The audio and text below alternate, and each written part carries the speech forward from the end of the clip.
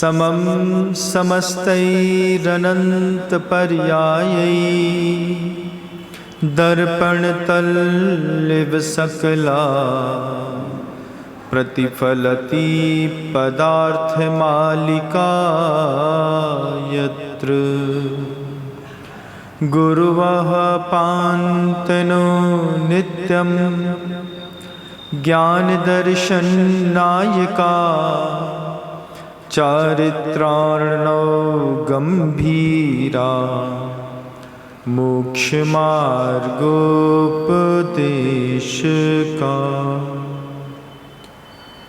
अहिंसा परमो धर्म की परम पूज्य आचार्य भगवंत गुरुदेव श्री विद्यासागर जी महाराज की, वर्तमान आचार्य परमेष्ठी गुरुदेव श्री समय सागर जी महाराज की, समस्त मुनि संघ की,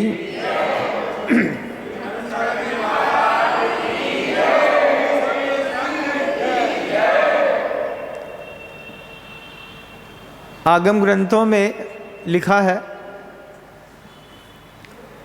हिंसा करना पाप है, झूठ बोलना पाप है। आगम में लिखा है कि परिग्रह रखना पाप है। आगम कहता है चोरी करना पाप है। आगम कहता है कुशील अब्रह्म का सेवन करना वो भी पाप है। ये 5 पाप आगम ग्रंथों में, जैन आगम ग्रंथों में कहे गए हैं। और संसार में जो लोग रहते हैं ना, उनसे पूछो अनुभव क्या कहता है। तो अनुभव कहता है जब तक झूठ नहीं बोलेंगे तब तक संसार नहीं चलेगा। इस बात को नकार नहीं सकते आप। झूठ बोलना पाप है, लेकिन जब तक झूठ नहीं बोलोगे तब तक संसार चल नहीं सकता। सुबह से लेकर शाम तक कितनी बार झूठ बोलना पड़ता है ना। शुरुआत झूठ से ही होती है। आधा घंटा लेट हुए, दूसरे पर एलिगेशन लगा दिया। क्या बताएं, इसके चक्कर में रात में सो ही नहीं पाए, और सो तो नहीं पाए मोबाइल के चक्कर में, लेकिन नाम फंसा दिया बच्चे का, पति का। झूठ के बिना संसार नहीं चलता, बिल्कुल तय बात है। आगम कुछ कहता है, अनुभव कुछ कहता है। अनुभव कहता है झूठ नहीं बोलोगे काम बनेगा ही नहीं, कितना भी बड़ा आसामी दुनिया में क्यों ना हो। झूठ के बिना उसको संसार में कहीं सुविधा नहीं मिली। संसार में रहना हो तो झूठ का सहारा लेना पड़ता है। और आगम कहता है झूठ बोलना पाप है। महाराज किसकी बात माने? आगम की माने कि वो बात माने जिस बात से काम चल रहा है। आचार्य कहते हैं पहले विचार कर लो, विचार करके देख लो क्या होता है। झूठ बोलने से संसार में सुविधा मिलती है, चोरी करने से भी संसार व्यवस्थित रहता है। अनुभव तो यही कहता है ना, सुबह से लेकर शाम तक किसी ना किसी चीज में तो हाथ मारते ही होंगे आप। महाराज हम तो बिल्कुल भी चोरी नहीं करते। आप द्रव्य ना चुराएं तो किसी का भाव चुराते हैं, भाव ना चुराएं तो किसी का और कुछ चुराने की भावना रहती है, विचार चुरा लेते होंगे और उसमें अपना कॉपी पेस्ट करके दे देते होंगे। तो चोरी के बिना भी संसार चल नहीं सकता, हिंसा भी उसके बिना संसार चल नहीं सकता। ये तो सत्य है, क्योंकि कहीं ना कहीं तो हिंसा होती ही है। और आगम ग्रंथ इस बात को भी कहते हैं, जले जंतु थले जंतु जंतु आकाशे रेव च जंतुमाला कुले लोके कद भिक्षु अहिंसका। बिल्कुल स्पष्ट शब्दों में पूछा है। जल में भी जीव हैं, थल में भी जीव हैं, आकाश में भी जीव हैं। जंतु आकाशे रेव च, जंतुमाला कुले लोके, जंतुओं से आकुलित यह लोक है। कद भिक्षु अहिंसका। तो अहिंसक साधु भी अहिंसक कैसे हो सकता है? ये सूक्ष्म प्रतिपीड्यन्ते स्थूल मूर्तिया। फिर आचार्य ने उत्तर भी दिया कि जो स्थूल हैं उनकी रक्षा करो, सूक्ष्म है वो पीड़ा को प्राप्त नहीं होते, तो जम सकई तब की रही। लेकिन हिंसा के बिना संसार नहीं चलता, इस बात को आपका अनुभव तो यही कहता होगा, है ना? हाँ महाराज, आज तो आप हमारे फेवर की बात कर रहे हैं। अभी तक तो आप ये कहते थे कि हिंसा का त्याग करो, झूठ का त्याग करो, असत्य का त्याग करो, चोरी का त्याग करो, परिग्रह का त्याग करो, अब्रह्म का त्याग करो। आज आप उल्टी कहानी कह रहे हैं। आज हम कह रहे हैं कि झूठ के बिना संसार नहीं चलता, असत्य के बिना संसार नहीं चलता, परिग्रह के बिना संसार नहीं चलता। बिल्कुल सही बात है, बिना परिग्रह के संसार नहीं चलता, बिना कुशील के भी संसार नहीं चलता। तम्मा दुकुशेली रायम माँ कुणः वा संसग्ग साधीनो ही विनाशो कुशील संसग्ग रायण। साधना नष्ट होती है कुशील से, लेकिन संसार कुशील से ही बढ़ता है। नेत्र का कुशील हो, आँख का कुशील हो, जिह्वा इंद्री का कुशील हो, घ्राण इंद्री का कुशील हो, स्पर्शन इंद्री का कुशील हो, बिना कुशील के संसार नहीं बढ़ता बंधु। ये जब कभी भी आप संसार में रहेंगे, ये प्रकृतियां आपको साथ में लेकर के चलनी ही पड़ेंगी। अब आचार्य कहते हैं बस इतनी सी प्रार्थना करना भगवान से कि प्रभु मेरे पाप को किसी की बद्दुआ ना लगे, इतनी प्रार्थना करो। हाथ जोड़ के प्रभु से बोलो, प्रभु हिंसा छोड़ नहीं पा रहा हूं, बस मेरे हिंसा को किसी की बद्दुआ ना लगे। पता चल जाए किसी को तो भी कोई बात नहीं है, लेकिन अगर किसी की बद्दुआ लग गई तो फिर पूरा जीवन बर्बाद होने में ज़्यादा समय नहीं लगेगा। और आगम ग्रंथ सिर्फ 5 चीज़ों को पाप नहीं कहते, आगम और भी चीज़ों में पाप कहते हैं। भोजन में भी, आहार तो ठीक बात है, लेकिन आहार की संज्ञा पाप होती है। आहार संज्ञा महाराज, विशेष खाने की इच्छा में जब आप अपनी राजमार्ग से उतर करके कहीं और चले जाते हैं और कुछ का कुछ खाने लगते हैं, जैसे अभी दुनिया में देखता हूँ, यहाँ पर भी बहुत सारे ठेले लगे रहते हैं वेज बिरयानी के। अब वेज बिरयानी क्या होती है? बिरयानी शब्द ही अशुद्ध है ना? अब उसमें वेज और नॉन वेज की बात ही खत्म हो गई। महाराज पुलाव जैसा रहता है, उसका शब्द बदल दीजिए, लेकिन अगर इस तरीके का काम करते हैं तो गलत है। तो क्या कर सकते हैं महाराज? आप बस इतनी प्रार्थना करो भगवान से कि भगवान जी मेरे पाप को किसी की बद्दुआ ना लगे। अगर तुम्हारे किसी भी पाप में किसी की बद्दुआ लग गई, फिर तुम्हारे हर चेक बाउंस होते चले जाएंगे।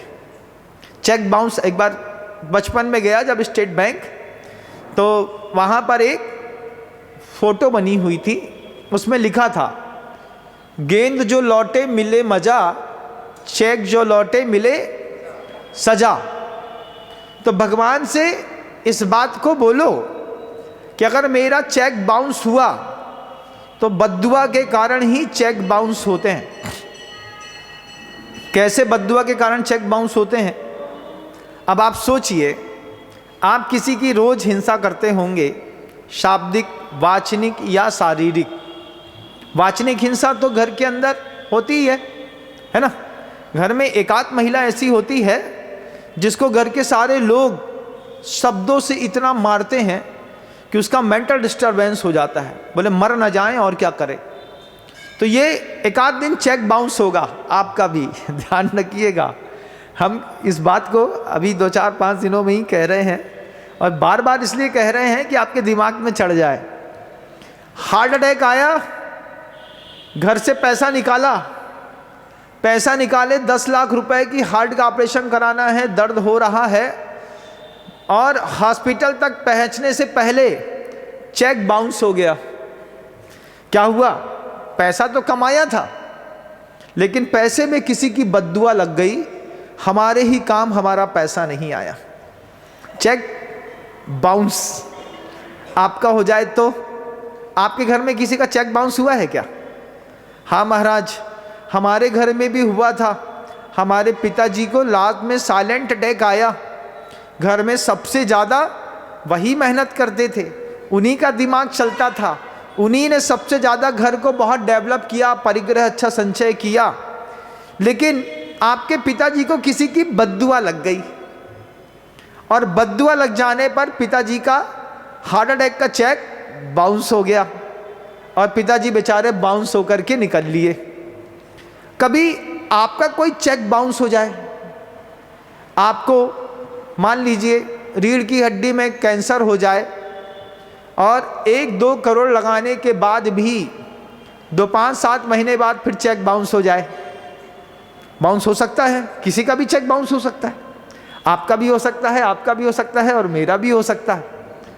तो गुरु जी कहते हैं प्रार्थना करना भगवान से जाकर के, भगवान पाप तो मेरे हैं, बस मेरे पाप में किसी की बद्दुआ ना लगे। पाप तो करता हूँ, ये तो तय है, संसार में जो भी पैदा हुआ है पापी है।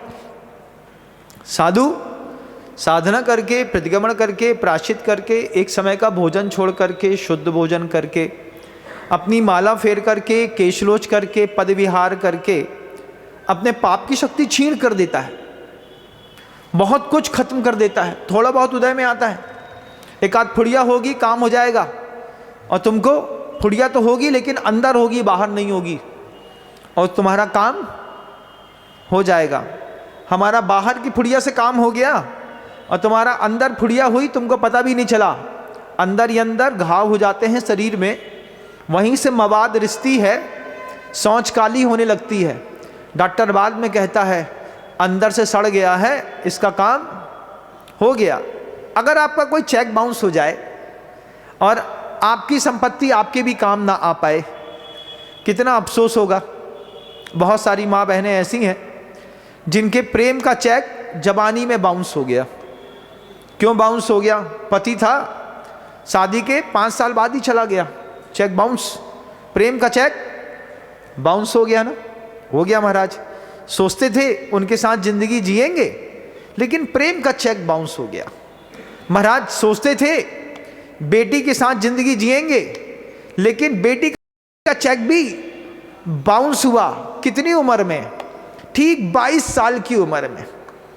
जिस दिन पता चला कि हमारी सौम्या बहुत प्यारी दिख रही है, उसी दिन पता चला, क्या पता चला?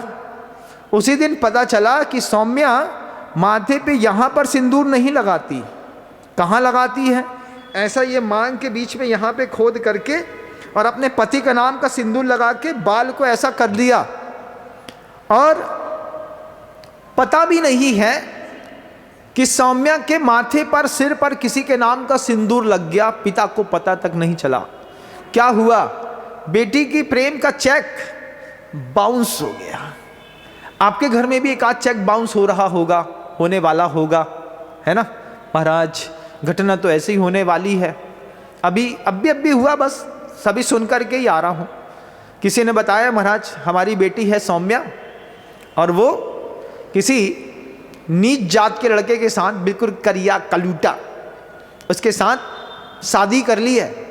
अब आप बताइए हम क्या करें? तो हमने कहा भैया तुम्हारी बेटी का चेक बाउंस हो गया। महाराज क्या करें? हमने कहा इतने पाप किए होंगे, तुम्हारे पाप में किसी की बद्दुआ लग गई। पुण्य में बद्दुआ नहीं लगी, पाप में बद्दुआ लग गई, क्योंकि पाप तो तुमने कभी छोड़ा ही नहीं। पाप की बद्दुआ लग गई और बद्दुआ फलीभूत हो गई लड़की के साथ। लड़की का चेक बाउंस हो गया, पति का चेक बाउंस हो गया। तुम्हारे शरीर में हार्ट अटैक आया, लेकिन उसका चेक भी बाउंस हो गया। हार्ट फेल हो गया तो चेक बाउंस हो गया। इंस्टेंट जल गया तो सौभाग्य है किस बात का? कि भैया अभी तो हमारे पुण्य का एक आध कुछ पैसा हमारे जेब में, शरीर पे लग गया। लेकिन मान लो कभी रीढ़ की हड्डी में टीबी हो जाए, बैठ भी ना पाओ, लेटे लेटे जिंदगी जीनी पड़े, चेक बाउंस हो गया।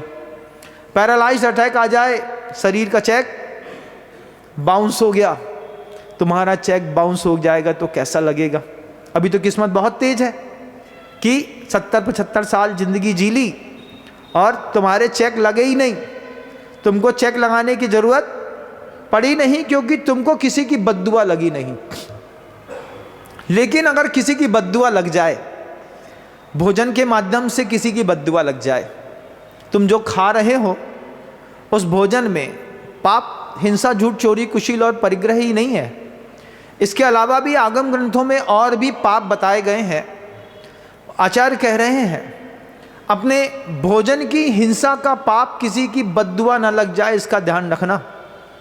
तो जो लोग मांस खाते हैं, शराब पीते हैं, उनको भी किसी की बद्दुआ तो लगती होगी। लगती है कि नहीं? लगती है महाराज। आप भी देखिएगा कि आपके भोजन में किसी की बद्दुआ तो शामिल नहीं है। बद्दुआ तो है महाराज, किसकी ये देख लो, चेक कर लो सबसे पहले। अगर उसकी बद्दुआ लग गई और तुम्हारे भोजन में पाप लग गया तो फिर बड़ी दिक्कत होने वाली है। यहाँ पर एक गड्ढा किया जाएगा। अब तुम खाओगे तो जरूर, नहीं तो ये गले से खाओगे, नहीं तो नाक में एक नली डाल देंगे, रोटी मिक्सी में पीसेंगे दूध के साथ और नाक में नली के साथ बस उसको चुंगी लगा करके ठूंस दिया और ऊपर से प्रेशर डाल दिया तो नाली से वो पेट तक पहुंच जाएगी। क्या हुआ? भोजन में बद्दुआ लग गई। भोजन में बद्दुआ लग गई, भोजन सब रखा है, खा नहीं सकते महाराज। भगवान से प्रार्थना करो, भगवान क्या मेरे पाप को किसी की बद्दुआ ना लगे। अगर मेरे भोजन में किसी की बद्दुआ लग गई तो फिर जाएगा यहाँ से और निकलेगा यहाँ से। वो वहाँ से भी नहीं निकलेगा जहाँ से निकलता है। पेट में छेद कर दिया महाराज, और छेद करने के बाद वहीं पर प्लास्टिक की एक थैली लटका दी है, ऊपर से एक कपड़ा पहना दिया है। लगातार क्या हो रहा है, वहाँ से खा रहे हैं, यहाँ से बह करके उस प्लास्टिक की थैली में निकल रहा है। आंतों में सामर्थ्य नहीं थी, पूछा क्यों नहीं थी, बस इतना ही था, बहुत ज़्यादा अल्कोहल, बहुत ज़्यादा मांस, बहुत ज़्यादा सिगरेट, 3 चीज़ों ने शरीर को छोटी उम्र में इतना डैमेज किया कि हमारे भोजन में किसी की बद्दुआ लग गई। भोजन में बद्दुआ लग गई, भोजन बर्बाद हो गया। आपके यहाँ तो किसी को बद्दुआ नहीं लगी? बोलो महाराज, हमारे घर में किसी को बद्दुआ नहीं लगी। सौभाग्य है अभी तक तुम्हारे घर में भोजन में बद्दुआ नहीं लगी। एक बार बद्दुआ लग जाए फिर आप देखो जिंदगी कैसी होती है। आचार्य जी इसलिए कहते हैं बेसहारे का सहारा बनो। बेसहारे का सहारा बनने पर गुरुजी कहते थे तुमको दुनिया में आशीर्वाद देने वाले तो बहुत मिल जाएंगे, लेकिन दुआएं देने वाले तुमको नहीं मिलेंगे। आप भी देख लीजिएगा, आपके पास जीवन में ऐसा सौभाग्य तो बहुत है जब आप किसी का पैर पड़ सकते हैं और कोई आपको आशीर्वाद दे सकता है। लेकिन अपना आंख बंद करके अपने आप से पूछिए, ऐसा कौन सा व्यक्ति है जो हमको दुआ भी देता होगा, भगवान उनका स्वास्थ्य अच्छा रखो, प्रभु उनका स्वास्थ्य अच्छा रखो। वो जरूरी है। जब गुरुदेव अपने बीमार की अवस्था में चल रहे थे तब पूरी दुनिया के लोग उनके नाम पर शांति विधान करते थे। पूरी दुनिया में उनके नाम पे माला फेरी जाती थी। हर घर में महिला ने नमक, बूरा, शक्कर छोड़ करके भोजन किया। किसी ने एकासन का नियम लिया, किसी ने चप्पल छोड़ दी, किसी ने रात्रि भोजन छोड़ दिया। सबके मन के अंदर एक भावना थी, हर आदमी दुआ दे रहा था उन महापुरुष को, हमारी उम्र उनको लग जाए, वो रह जाए, हमारे रहने नहीं रहने से कोई फर्क नहीं पड़ता। एक ऐसे महापुरुष जिन्होंने पूरा जीवन बुद्धिमत्ता का नहीं संवेदनशीलता का जिया। बड़ा आदमी पैसे से बड़ा नहीं होता, बड़ा आदमी संवेदनशीलता से बड़ा होता है। आप कितने संवेदनशील हैं, वही संवेदनशीलता आपके बड़े होने का प्रमाण पत्र है। हम संवेदनशील हैं तो हम बड़े हैं, हम धन से बड़े होने पर तो बद्दुआ लग रही है, इसको ध्यान रखना। जिस दिन किसी की बद्दुआ सफल हुई उसी दिन लिम्बोर्नी कार में चलते हुए व्यक्ति खाई से नीचे गिरता है और लकड़ी का ठूंठ उसके आंख को फाड़ता हुआ अंदर निकल जाता है। बद्दुआ लगने में ज़्यादा टाइम नहीं है, समझ के रहियो भैया, है ना। संसार बड़ा विचित्र है, इसलिए भगवान से क्या प्रार्थना करनी है? भगवान मेरे पाप को किसी की बद्दुआ ना लगे। अगर किसी की बद्दुआ लग गई तो तुम्हारा हिसाब किताब लगाने में ज़्यादा समय नहीं लगने वाला है। अब बताओ, भोजन में बद्दुआ लगी तो नाली यहाँ से ठूसी, यहाँ से निकल रहा है ना। अब दूसरी बात, तुमने किसी और को बहुत ज़्यादा भयाक्रांत करके रखा होगा, किसी के भय की बद्दुआ अगर तुमको लग जाए तो घर के अंदर या फिर पशु पक्षियों में या फिर नौकरों में या फिर किसी और में, आपका परिवार कितना बड़ा है एक बार आप तय कर लीजिए। महाराज हमारे परिवार में हम और हमारे परिवार में सिर्फ 4-5 सदस्य हैं। जो लोग ये कहते हैं कि आपके परिवार में 5 सदस्य हैं, दुनिया की बहुत बड़ी गलतफहमी है। 4, 5, 7 लोगों के साथ आप जिंदगी नहीं जी सकते। गली का कुत्ता भी आपके परिवार का सदस्य है। गली का कुत्ता भी आपके परिवार का सदस्य है। आपके यहाँ काम करने वाले कर्मचारी भी आपके परिवार के सदस्य हैं। हम उनको सदस्य मानते नहीं महाराज, नौकर मानते हैं। जिस दिन नौकर की बद्दुआ लगेगी उसी दिन नौकर तुम्हारी जवान लड़की को लेके भाग जाएगा। क्या हुआ? नौकर की बद्दुआ लग गई। नौकर को नौकर नहीं कहते भैया, नौकर को परिवार का सदस्य कहते हैं। और परिवार के सदस्य के जैसे नौकर का पोषण करोगे तब तो ठीक, और नहीं तो अगर नौकर तुम्हारी 22 साल की जवान लड़की को लेके भाग गया, ड्राइवर लेके भाग गया महाराज, दुकान में बैठाते थे, पुड़िया बांधने वाला लेकर के भाग गया, सोचो ये बद्दुआ नहीं है क्या? बद्दुआ है कि नहीं है? अभी लग रही होगी, लग जाएगी अगर तुम अपने घर के नौकर को नौकर कहते होंगे। नौकर नौकर नहीं होता, परिवार का सदस्य होता है, उसका भी ध्यान रखना पड़ता है। कभी मालिक बन करके किसी नौकर का माथा छू के देखना। माथा कैसे छुएंगे महाराज हम अपने नौकर का? मौका मिलता है जब मंदिर आओ, भगवान का पूजन करो, पूजन करने के बाद गंदोदक लेकर के जाओ। गंदोदक ले जा करके घर के मालिक का कर्तव्य है, घर के अंदर रहने वाले हर कर्मचारी को अपने हाथ से गंदोदक लगाएंगे। ये छोटी सी परंपरा कर्मचारी को सदस्य के रूप में परिवर्तित कर देगी। किसी भी कर्मचारी की बद्दुआ नहीं लगेगी तुम्हारी जवान बेटी पे। नहीं तो क्या महाराज, 19 साल की लड़की, 18 साल 5 महीने की लड़की नीच कुल के ड्राइवर के साथ तुम्हारी गाड़ी लेके और साथ में 1 किलो सोना लेके और 5 लाख नगद लेके निकल ली। महाराज आपको कैसे पता? साधु को क्या नहीं पता? साधु बहुत कुछ सोच करके उपदेश देता है। साधु कहता है भगवान से प्रार्थना करो मेरे पाप को किसी की बद्दुआ ना लगे। तो फिर भगवान से जाके बोलो मेरे पाप को किसी की बद्दुआ ना लगे। तुम्हारा कोई भी चेक बाउंस होगा, तुम्हारी जिंदगी नरक हो जाएगी। तुम्हारी पति का चेक बाउंस हुआ, तुम्हारी जिंदगी नरक हो जाएगी। तुम्हारी बच्ची का चेक बाउंस हुआ, तुम्हारी जिंदगी नरक हो जाएगी। तुम्हारे लड़के का चेक बाउंस हुआ, हो गया महाराज। लड़का क्या करता है? कबीर सिंह की मूवी देख करके उल्टी स्टाइल से पीता है, उल्टी स्टाइल से। कहाँ पी रहा है? रोड में खड़े होकर के। अरे क्यों पी रहा है? क्या हो रहा है? धीरे धीरे चेक बाउंस हो रहा है। आज नहीं तो कल पूरा चेक बाउंस होगा।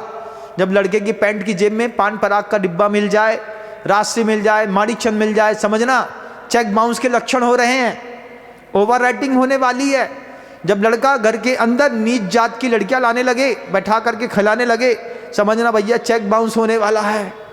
फिर लड़का धीरे से चेक बाउंस के लिए बाहर चला जाए, वहीं पे किसी कोरियन लड़की से शादी कर ले। महाराज बहुत सुंदर दिखती है, दिखती तो बहुत सुंदर है, खाती क्या है ये बता दो, चेक बाउंस हो गया। अब क्या हुआ? तुम्हारे पैसे का चेक बाउंस। तुम्हारे पाप को बद्दुआ लग गई। लड़के में बद्दुआ लगी तो लड़का बर्बाद, लड़की में बद्दुआ लगी तो लड़की बर्बाद, पति में बद्दुआ लगी तो पति आईजा माजी सटकेला ऊपर। और अगर तुमको बद्दुआ लग गई तो, तुम्हारे पाप की बद्दुआ तुम्ही को लग गई तो क्या करे महाराज? ये हाथी नहीं उठ रहा है। अब धीरे धीरे क्या होगा? ये हाथ का दर्द छाती पे आ गया, दिल में घुसा, एक झटका मारा रात में क्या हुआ महाराज, तीसरे दिन उनके नाम की 1 लाख की खीर पूड़ी बांटी और उसके बाद अपने अपनी जगह हो गए। ये संसार है, ध्यान रखिएगा, बिना संसार में झूठ बोले काम नहीं चलता। ये बात हमको समझ में आती है, संसार में रहना हो तो बिना झूठ के नहीं बनती बात। लेकिन तुम्हारे झूठ को अगर बद्दुआ लग गई, और कल्पना करो कभी किसी साधु की लग गई, तब क्या होगा। तपस्वी मुनि की बद्दुआ लग जाए तो फिर क्या होगा। दैपायन की बद्दुआ लग गई द्वारिका को, 12 योजन की धरती खाक हो गई। भगवान के पास जाओ, गुरु के पास जाओ, तपस्वी के पास जाओ तो डरो, किस बात में, साधना करता है, अगर इसकी बद्दुआ लग गई तो और गड़बड़ हो जाएगा। तो हाथ जोड़ के बैठता है आदमी, भगवान आपकी न लगे, आप सहारा दो। हम आपसे पूछेंगे, हम आपसे आपके अंतर्मन से प्रश्न करेंगे कि एक व्यक्ति ऐसा बताओ जो तुम्हारे अब्सेंस में तुमको दुआएं देता हो।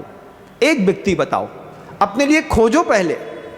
महाराज मेरे जीवन में एक व्यक्ति है, कौन है, नाम तय करो और ईमानदारी के साथ उसका पालन करो जो तुमको दुआएं देता है। अभी मैं किशनगढ़ होकर के आया, देश के भामाशाह माने जाते हैं। पहले सोचता था कि सिर्फ नाम के भामाशाह हैं, लेकिन वहां पे जाकर के देखा तो वास्तव में भामाशाह हैं। हर कर्मचारी उसको दुआ देता है, मेरा मालिक सुरक्षित रहे, क्योंकि मालिक कर्मचारियों को परिवार के सदस्य के जैसा रखता है। सबसे बेहतरीन भोजन, सबसे अच्छी हेल्थ इंश्योरेंस पॉलिसी, सबसे अच्छी सुविधाएं, किसी चीज की कमी नहीं। मालिक ने परिवार बसाया है 10,000, 20,000, 25,000 लोगों का। उसमें चाहे अशोक भाई साहब हो, सुरेश जी हो या विमल जी हो, तीनों मालिकों को लोग दुआएं देते हैं। ये जैन शासन के ब्रांडेड लोग हैं, ये ब्रांडेड लोगों को दुआएं मिलती हैं। आपको कौन दुआ देता है? कोई देता हो एक आध, कोई पंछी देता हो, कुत्ता देता हो, परिवार में आपका पुत्र देता हो आपको दुआ, पति देता हो आपको दुआ। कौन देता है दुआ? कोई देता है क्या? नहीं देता। अभी मौका है, किस बात का महाराज?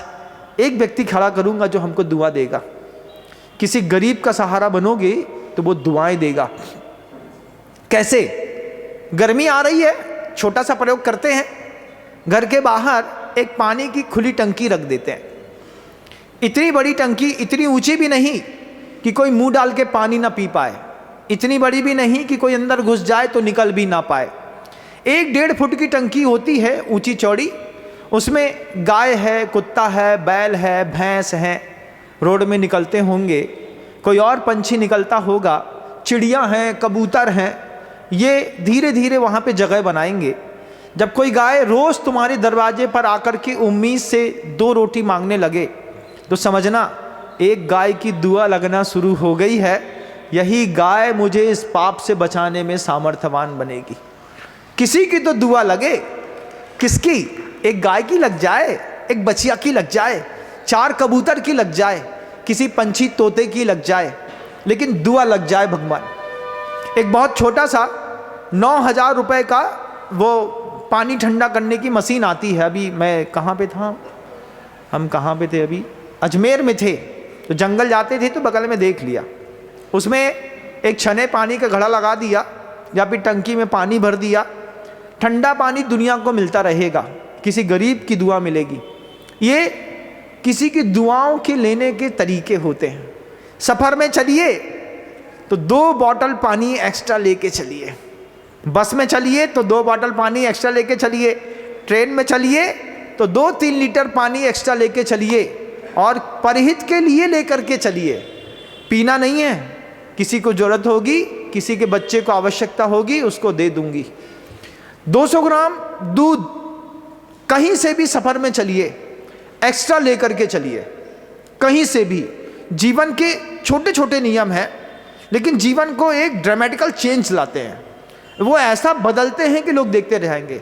एक छोटी सी बॉटल खरीदो, 200-400-250 रुपए की, कोई बड़ी चीज़ नहीं है, और संकल्प लो, अपनी कार में चलूँगा, ट्रेन में चलूँगा, कहीं भी चलूँगा, सफ़र में चलूँगा तो 200 ग्राम दूध साथ में लेकर के चलूँगा। हो सकता है वो 200 ग्राम दूध किसी नवजात शिशु के काम ट्रेन में आ जाए।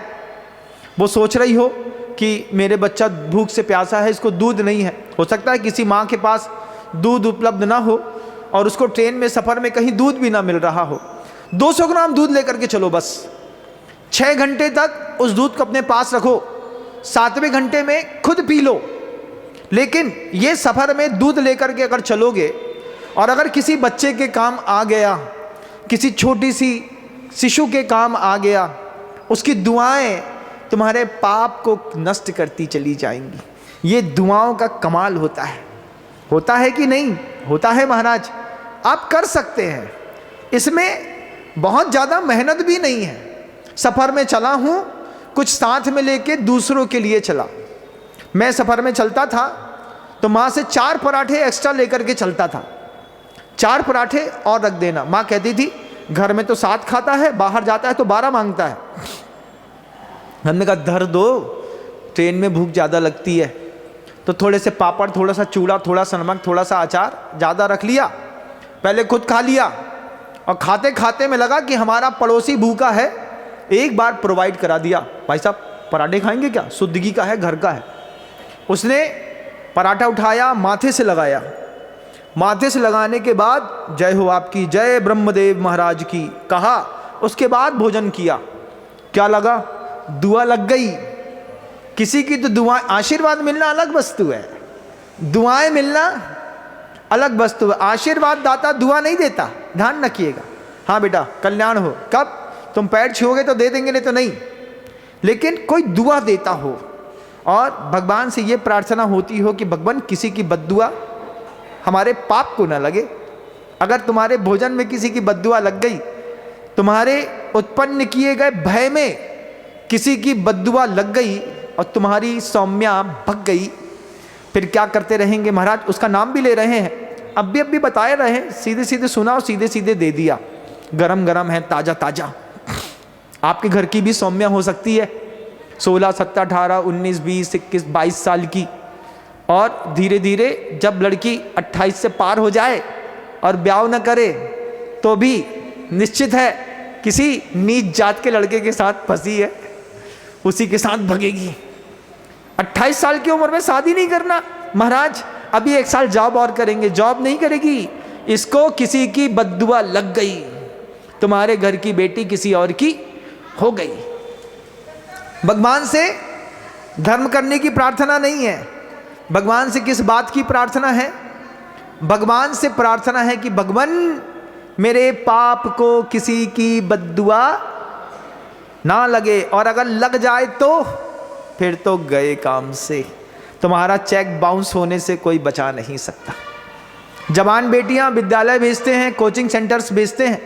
बोलो हाँ भेजते हैं महाराज, बहुत अच्छी कोचिंग सेंटर है, बहुत अच्छा कोचिंग सेंटर है। अपनी जवान बेटी को पढ़ने भेजा। अभी मैं पीछे देख कर के आया, स्कीम 6 है यहाँ पर, सी स्कीम। वहाँ पर एक मकान में 7 बेटियां एक साथ बैठ करके पढ़ रही थी और पढ़ाने वाली जैन समाज की ब्रिलियंट लड़की थी। हमने कहा क्या माजरा है? बोला किसी नीच जात के लड़कों के बगल में बैठ करके बच्ची हमारी फिजिक्स पढ़ेगी, इससे हमने अच्छा 7 बच्चियों को यहाँ बुला लिया और एक मास्टर को यहीं पे बुला कर यहीं पे पढ़ाओ, जितना पैसा वहाँ मिलता है उतना हम तुमको तुम्हारे घर के अंदर दे देंगे। पैसा लगा 100-200 ज़्यादा, लेकिन बच्चियाँ नीच जात के लड़के के बगल से बैठने तो बची। क्या हुआ? बद्दुआ से बची। पर्दा रखना बद्दुआ से बचने के लिए बहुत जरूरी है। तुम्हारे आहार को, तुम्हारे भय को, तुम्हारे मैथुन को अगर किसी की बद्दुआ लग गई तो कैसे? मैं अभी हुआ, एक आया बोलता महाराज जी हमारी 19 साल की लड़की है VDRL पॉजिटिव। हमने कहा VDRL पॉजिटिव समझती हो? बोले हाँ महाराज जी समझते हैं, इलाज चल रहा है, VDRL पॉजिटिव हो गया है, आप बताइए क्या करें। हमने कहा कैसे 19 साल की लड़की को कैसे VDRL पॉजिटिव हो गया? बोले महाराज यही बस नहीं समझ पाए। फिर बाद में देखा कि इन्फेक्टेड ब्लड था, वो उसको लग गया और ब्लड के इन्फेक्शन होने से तुम्हारे मैथुन का पाप तुम्हारी लड़की में एड्स बन करके फूट गया।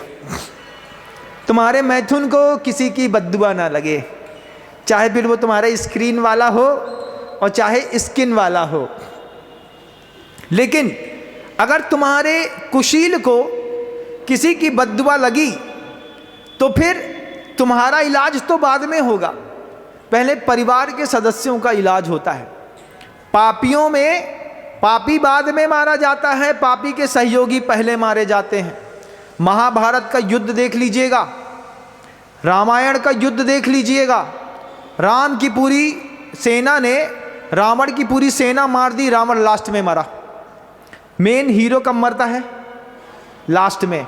तुम्हारे मैथुन कर्म को अगर किसी की बद्दुआ लग गई और तुम्हारी बच्ची का बच्चेदानी खराब हो जाए, दोनों ट्यूब बंद हो जाए, बच्चा पैदा करने की ताकत ना बचे, महाराज उसके कर्म हैं, हम क्या कर सकते हैं? नहीं, तुम्हारे अपराध की बद्दुआ लगी है उसको। तुम संयमी की उम्र में असंयमी बन के रहते थे, तुम बार बार मोबाइल में उल्टा सीधा देखते थे, उसकी बद्दुआ लग गई। अब बद्दुआ लग गई किसी, अभी देखा मैंने एक का डेंटल कॉलेज था, वो 60 साल का बुढ़ा 22 साल की लड़की को लेकर के घूम रहा है, उसी की बद्दुआ लगी, उसी की बद्दुआ का प्रभाव लगा कि उसी डेंटल कॉलेज के मालिक की लड़की चमार के साथ भाग गई। क्या हुआ बताओ? बद्दुआ लग गई। लगती है, जबरदस्त लगती है, आहार में लगती है, भय में लगती है। मैथुन की बद्दुआ बहुत खतरनाक होती है। जब आप किसी रेड लाइट एरिया में हो और किसी का शोषण कर रहे हो, ध्यान रखिएगा, बद्दुआ बहुत खतरनाक होती है। इसलिए हमारे यहाँ शब्द दे दिया, क्या सूत्र कह दिया, स्त्री राग कथा श्रवण तन मनोहरांग निरीक्षण पूर्व व्रतानुस्मरण वशिष्ठ रस्वा शरीर संस्कार त्यागाह पंच। सूत्र कह रहे हैं, महिला अगर अपना रुतबा ना समझ पाए और घूंघट ना रख पाए तो इंसान को अपना घूंघट लगा लेना चाहिए। आँख में 2 घूंघट हैं हर मनुष्य के, ये घूंघट थोड़ा सा लग जाए तो वो उस बिना घूंघट वाली को भी अपने घूंघट की कीमत समझ में आती है। बोले हम तो खुले में घूम रहे हैं और ये लोग अपनी आँख का घूंघट लेकर के चल रहे हैं। ये घूंघट बहुत ज़रूरी है। भगवान ने 2 घूंघट दिए, आदमी को भी दिए। अगर उस घूंघट का उपयोग नहीं किया और अगर घट से प्राण निकल गए और बद्दुआ लग गई, अगर तुम्हारी लड़की, जवान लड़की को बांझ हो गई, उसकी ट्यूब्स बंद हो गई, उसका एबॉर्ट हो गया, बच्चेदानी निकालनी पड़ गई, या फिर कोई और प्रॉब्लम हो गई, क्या हुआ महाराज? हमने मैथुन दुष्कर्म किए थे, हमारे अब्रह्म को बद्दुआ लग गई। और किसको लगी? तो बोले हमारे ब्रह्म की बद्दुआ लगी और हमारी बच्ची बर्बाद हो गई। आप जवाबदार हैं अपनी बच्ची को भगाने के लिए, ध्यान रखिएगा। जितनी दुनिया के लोग इस बात को बहुत गौर से सुन रहे हैं, सबसे कहूँगा, भगवान से प्रार्थना करो तुम्हारे पाप को किसी की बद्दुआ ना लगे। भगवान से प्रार्थना करो तुम्हारा चेक बाउंस ना हो। अगर एक चेक बाउंस हो गया, जीवन बड़ा कठिन होता है बंधुओं, बहुत कठिन होता है। इसलिए ग्रंथ, संत और अरिहंत तीनों की कीमत इस संसार में कल भी थी, आज भी है, कल भी रहेगी। उपदेश इंसान को बदल देते हैं, अंदर से बदल देते हैं, क्योंकि बुद्धिमानों का धर्म नहीं है, संवेदनशील लोगों का धर्म है। अगर आपको संवेदना होगी, अगर आप संवेदनशीलता को समझते होंगे, तो फिर आप समझते होंगे कि महाराज हमारे घर के अंदर भी 2 बेटियां बढ़ रही हैं, इनको किसी की बद्दुआ न लग जाए। माता पिता बहुत शराफत से ज़िंदगी गुजारते हैं। जिसके घर में फलदार वृक्ष होते हैं वो हमेशा झुका हुआ होता है। आपके घर के अंदर भी बेटी पढ़ रही है, उसको अगर बद्दुआ लग गई किसी कार्वल कॉन्वेंट की, तो फिर क्या करोगे? कॉन्वेंट की बद्दुआ लग गई महाराज, शिक्षा की बद्दुआ लग गई। बहुत सारे पाप हैं इस संसार में, हिंसा झूठ चोरी के अलावा बहुत सारे। आहार भय मैथुन परिग्रह 4 पाप ऐसे हैं, इस परिग्रह की बद्दुआ अगर लग गई, सोचो किसी को बहुत ज़्यादा कसे जा रहे। श्रीमद् राजचंद्र जी का वह उदाहरण देश का ऐतिहासिक उदाहरण है कि जब उन्होंने हीरा खरीदा और हीरे के रेट बढ़ गए, तो सामने वाले व्यक्ति हीरा देने में चूक गया, तो उनने एग्रीमेंट को उठा करके उसके सामने फाड़ दिया और सामने वाले से कहते हैं कि देखो मैं किसी का खून नहीं पी सकता, मैं किसी की जान नहीं ले सकता। इस एग्रीमेंट के कारण तुम्हारा मुंह लगातार उतर रहा था कि इतने बड़े रेट में तुम हीरा कैसे दोगे।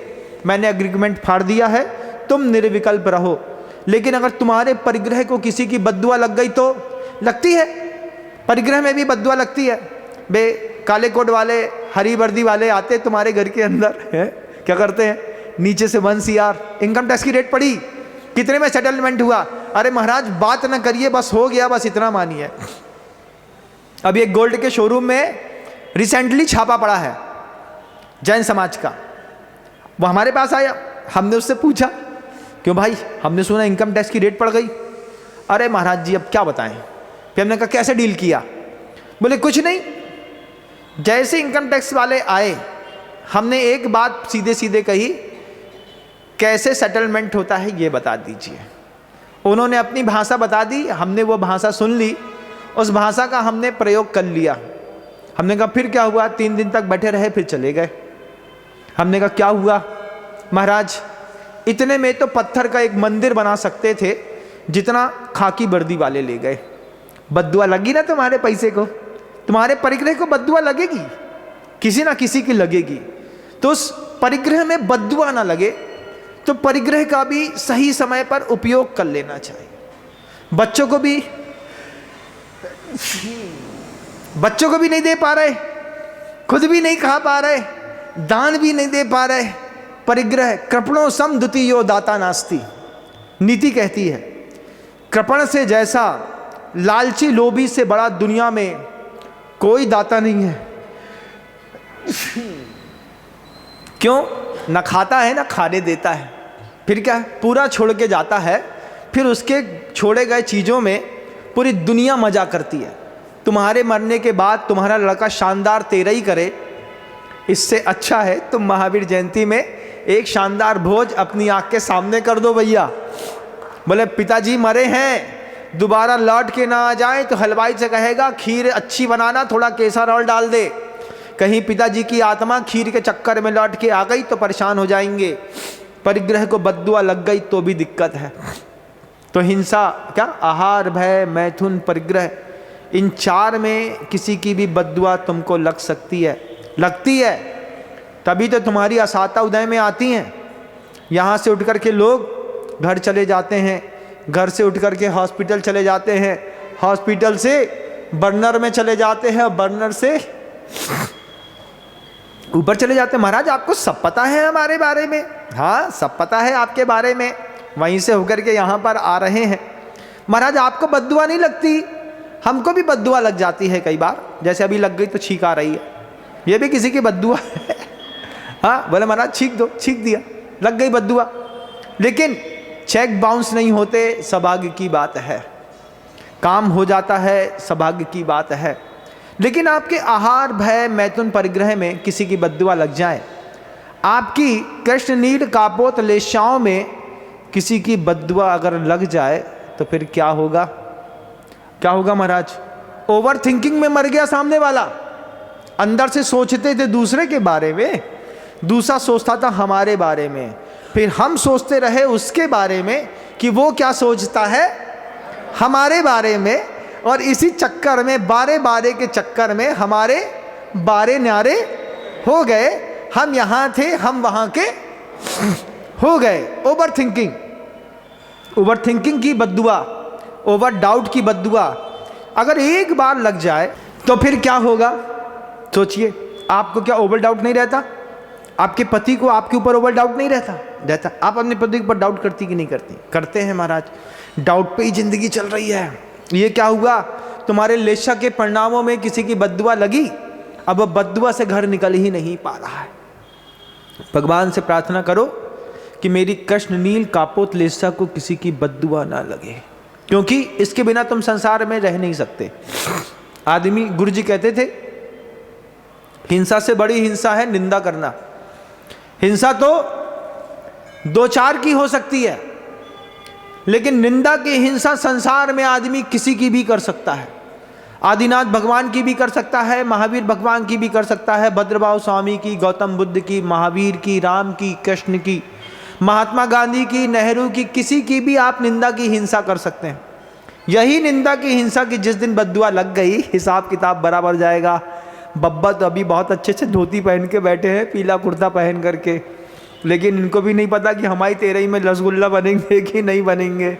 बच्चों ने नहीं बनाया। अभी हुआ हमारे साथ, एक बार हमने देखा, एक यहाँ 13 थी, हम सामने बैठे थे धर्मशाला में, उसकी बड़ी बहू आई और 2 टीन शुद्धगी निकाल करके अपने कमरे में ले गई। बोली 13 में इतनों शुद्धगी की क्या जरूरत है, 3 टीन में काम चला लो। 5 टीन बुलवाया था। लड़का अच्छा था, सोचता था पिताजी कहें तो कम से कम 5 टीन तो उनकी शुद्धगी चढ़ा दो। बड़ी बहू 2 टीन निकाल के ले गई और फिर ऊपर से सड़ा हुआ डाडा ला के बोलती है इसी शुद्धगी में मिला दो, खा के खत्म कर देंगे, तुम्हारी 13 बिगड़ गई। बद्दुआ लग गई, लगती है बद्दुआ। तो फिर भगवान से प्रार्थना करो कि तुम्हारी लेशा के परिणामों में किसी की बद्दुआ ना लगे। फिर कहते हैं तुम्हारी इंद्री के विषयों में किसी की बद्दुआ ना लगे। 5 इंद्रियों का जो असंयम होता है, इस पर अगर किसी की बद्दुआ लग गई तो फिर तुम लग गए किनारे। आंख से बहुत देखते थे, नीली रेस निकलती थी, आंख में बद्दुआ लग गई महाराज। अब 14+14 का चश्मा है, लगाओ तो दूर का नहीं दिखता है, निकाल दो तो कुछ नहीं दिखता है, ऐसा मिचमिची आता रहता है बेचारा, ऐसा ऐसा करता रहता है। क्या कर रहे हो भाई? बोले महाराज +16 चश्मा लगा है, आंख में बद्दुआ लग गई। पहले खूब घूरते थे, अब घूरे में बैठने के लायक न बचे, बद्दुआ लग गई। और कहाँ लग गई महाराज? स्पर्शन इंद्री में बद्दुआ लग गई। कैसी लग गई? पूरे शरीर में सफ़ेद सफ़ेद सफ़ेद सफ़ेद सफ़ेद दाग लग गए महाराज। अब वो सफ़ेद दाग मिटाना मुश्किल और उसके साथ जीना मुश्किल। स्पर्शन इंद्री में बद्दुआ लग जाए, तुम्हारी रसना इंद्री में बद्दुआ लग जाए। रसना इंद्री में बद्दुआ कब लगी थी?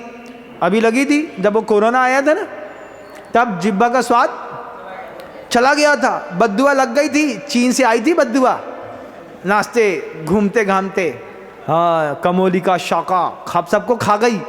फिर क्या हुआ महाराज? 25 दिन तक रोटी ऐसा लग रही थी जैसे गाय के सामने भूसा डाल दिया और भूसा चल रहे हैं। टेस्ट खत्म, जिब्बा इंद्री में बद्दुआ लग गई और खाने का टेस्ट खत्म। और बद्दुआ लग गई तो चीज़ तो है लेकिन खा नहीं सकते। क्यों? क्योंकि शुगर 450 चल रही है। अब क्या कर सकते हैं? शुद्धगी को सूंघ सकते हैं महाराज, खाएंगे तो निकल लेंगे। रसगुल्ला गुलाब जामुन बना है, पिताजी देख रहे हैं, हमारे सामने दिल जल रहा है किस बात के लिए, खोबा आया, ओटा, ये किया वो किया, रसगुल्ला बने, हमारी शुगर 450 है, थोड़ी सी खा लें तो क्या होगा? फिर क्या होगा महाराज? जैसी शांति सभा में दूसरे की फोटो टंगी है ऐसे आपकी टंग जाएगी। ये भी बद्दुआ है। तो तुम्हारी रसना इंद्री को किसी की बद्दुआ ना लगे, तुम्हारी स्पर्शन इंद्री को किसी की बद्दुआ ना लगे, तुम्हारी नेत्र इंद्री को किसी की बद्दुआ ना लगे, तुम्हारी घ्राण इंद्री को किसी की बद्दुआ ना लगे महाराज। कुछ भी हो, सूंघने में बदबू आती नहीं, बद्दुआओं का प्रभाव है। भगवान से प्रार्थना करो भगवान बद्दुआ ना लगे, क्योंकि बिना हिंसा झूठ चोरी के तो संसार टिक नहीं सकता। ये बात तो बिल्कुल समझ में आपको भी आ रही है और हमको भी आ रही है। हम भी यहाँ पर साधना करते हुए जब 5 महाव्रतों का पालन करते हैं तो संसार की हर स्थिति समझ में आती है। साधु सच बोलता है लेकिन तुमको मोहिनी कर्म की बद्दुआ है तो तुमको लग ही जाती है। तुम साधु की बात का भी उल्टा अर्थ निकालते हो। प्रभु से प्रार्थना करो मेरे ज्ञान में किसी की बद्दुआ ना लगे, अगर लग गई तो दिक्कत ही दिक्कत है। फिर दूसरा, भगवान से प्रार्थना करो कोई तो मुझको दुआ दे, बद्दुआ ना लगे तो ठीक है। एक चीज़ हो गई कि हमको कोई बद्दुआ नहीं लग रही महाराज, लेकिन कोई तुमको दुआ भी तो नहीं दे रहा। कोई दे रहा क्या? एक आध कोई पर्सन खड़ा करो। तो जो हमने बीच में संवाद रखा है कि जीव दया जब तक आप करेंगे नहीं तब तक कोई आपको दुआ देगा नहीं। अशोक जी भाई साहब इतना दान करते हैं, जो उनके पैसे से स्टूडेंट बन के IAS ऑफिसर बना है वो भी पैर ढोक देता है, नेता भी ढोक देते हैं, मंत्री भी देते हैं, कर्मचारी भी देते हैं, साधु भी बहुमान की दृष्टि से देखते हैं उनको। क्यों? उनकी भी दुआएं हैं। जब शांति धारा पढ़ते हैं तो उनके बारे में भी भावना कर लेते, भगवान इस महापुरुष का सौभाग्य बढ़ता रहे, ऊंचा उठता रहे, क्योंकि जब तक ये हैं तब तक जैन शासन ऊंचा उठा हुआ है। ऐसा कभी कोई आपके बारे में भी सोचे, इसकी भी चिंता करिएगा। शब्द को विराम देते हैं। गुरुदेव श्री विद्यासागर जी महाराज की।